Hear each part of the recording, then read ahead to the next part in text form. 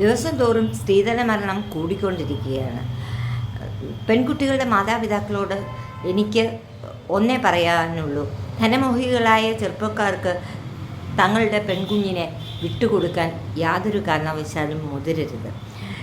വിസ്മയയുടെ ദുഃഖം മാറുന്നതിന് മുമ്പെയാണ് വിഭജികയുടെ മരണം ഉണ്ടായത്. അത് ഉണ്ടായിട്ട് നാളുകൾ ഒട്ടും ആയില്ല. അതിനു മുമ്പ് അടുത്ത മരണം അതുല്യ. ഇങ്ങനെ മാറി മാറി മരണങ്ങൾ ഉണ്ടായിക്കൊണ്ടിരിക്കുന്നു.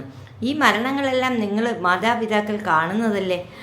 അപ്പോൾ പെൺകുട്ടികൾ എന്തെങ്കിലും രീതിയിൽ ബുദ്ധിമുട്ട് പറഞ്ഞു കഴിഞ്ഞാൽ അതങ്ങ് സഹിച്ചു നിന്നോണം.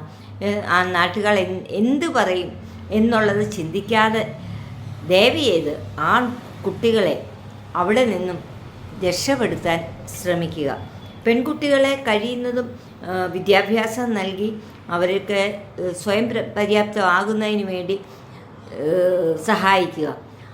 അവർക്ക് ഇഷ്ടമെന്ന് തോന്നുന്ന അല്ലാത്ത ബന്ധത്തിലേക്ക് അവരെ തള്ളിവിടരുത്. അങ്ങനെ വരുമ്പോൾ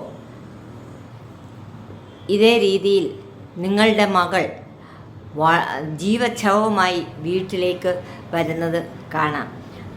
അവരുടെ ശ്വാസം നിലച്ച് മരണത്തെ പുൽകി അവർ വീട്ടിലേക്ക് വരുന്നത് നമുക്ക് ആർക്കും താങ്ങാൻ പറ്റുന്നതല്ല. അതുകൊണ്ട് അതിനുള്ള അവസരം കൊടുക്കാതെ ആൺകുട്ടികൾക്ക് കളിക്കുന്നതിനുള്ള ഒരു ജീവിയായിട്ട് പെൺകുട്ടികളെ മാറ്റാതെ, അവരെ വിലപേശാതെ, അവരെ സ്വതന്ത്രമായി അവർക്ക് ഒരു ലക്ഷ്യപ്രാപ്തി ആരുടെയും മുൻപിൽ കൈനീട്ടാതെ സ്വന്തമായി ജീവിക്കാനുള്ള പ്രാപ്തിയായിട്ട് മതി വിവാഹം എന്ന് പറയുന്നത്. വിവാഹം എങ്ങനെയാണേലും അവർക്ക് നടക്കും. തങ്ങളെ മനസ്സിലാക്കുന്ന ഒരു പുരുഷൻ വരുവാണെങ്കിൽ അതായിരിക്കും ഏറ്റവും നല്ലത്. നമുക്ക് കുറേ നാൾ ജീവിക്കുമ്പോൾ അറിയാമല്ലോ എങ്ങനെയാണെന്ന്.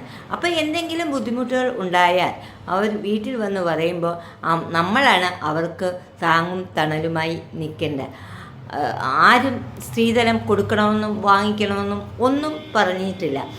അതിൻ്റെ നിയമം നിരോധിച്ചതാണ്. പിന്നെന്തിനീ സ്ത്രീധനം കൊടുക്കുന്നു? ആ പെൺകുട്ടികളുടെ മാതാപിതാക്കൾ ആരെങ്കിലും ഇന്ന ആൾ സ്ത്രീധനം ചോദിക്കുന്നുണ്ട് എന്ന് പറഞ്ഞ് ഒരു കേസ് ഫയൽ ചെയ്തിട്ടുണ്ടോ? അതില്ലല്ലോ. അപ്പം ആൺകുട്ടികൾ സ്ത്രീധനം വാങ്ങുകയും പെൺകുട്ടികളെ മൃഗീയമായി പീഡിപ്പിക്കുകയും ഒക്കെ ചെയ്യുന്നത് പെൺകുട്ടികളുടെ വീട്ടുകാരുടെ കുഴപ്പം കൊണ്ട് മാത്രമാണ്. അവർ പെൺകുട്ടിയെ കല്യാണം കഴിച്ചു വിട്ടാൽ പിന്നെ അവർ തിരികെ വരരുത് എന്ന്. തിരികെ വരത്തില്ല. അവരെ സ്വയംപര്യാപ്തമായി ഒരു ജോലിയൊക്കെ സമ്പാദിച്ച് തനിയെ ജീവിക്കാറാകുമ്പോൾ വിവാഹം കഴിക്കുമോ? അപ്പോൾ അവർക്ക് എങ്ങനെയാണെങ്കിലും അവിടെ നിന്ന് രക്ഷപ്പെടുത്താൻ സാധിക്കും. അപ്പോൾ ദയവ് ചെയ്ത് നിങ്ങൾ ഇതുപോലെയുള്ള പണക്കൊതിയന്മാർക്ക് തങ്ങളുടെ പെൺകുട്ടികളെ എറിഞ്ഞു കൊടുക്കാതിരിക്കുക. അതുമാത്രമേ നമുക്ക് പറയാൻ സാധിക്കുകയുള്ളൂ. ഉത്തരയും വിസ്മയും ഒന്നും നമ്മുടെ മനസ്സിൽ നിന്ന് മാഞ്ഞു പോയിട്ടില്ല. അതേപോലെ അടുത്തടുത്താണ് ഇപ്പോൾ ഷാർജയിൽ നടന്ന കൊലപാതകങ്ങൾ എന്ന് പറയുന്നത്. ആത്മഹത്യ ചെയ്തു എന്ന് വന്നാലും അതിനാരാ പ്രേരിപ്പിക്കുന്നത്?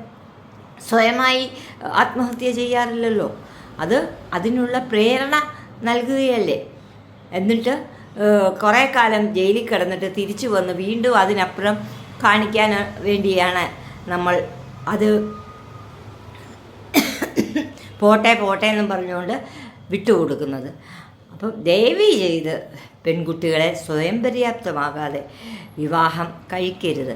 മറ്റുള്ളവർ പറയുന്നത് നമ്മൾ എന്തിനു ശ്രദ്ധിക്കണം? തൻ്റെ കുഞ്ഞുങ്ങൾ ജീവനോടെ നമ്മളോടൊത്തു ഉള്ളതല്ലേ ഏറ്റവും വിലപ്പെട്ടത്. അതുകൊണ്ട് ദയവ് ചെയ്ത് സ്ത്രീധനം കൊടുക്കാൻ പെൺകുട്ടികളുടെ മാതാപിതാക്കൾ ശ്രമിക്കരുതേ. എല്ലാവർക്കും നല്ല ചിന്താഗതികൾ ഉണ്ടാകട്ടെ. Thank you.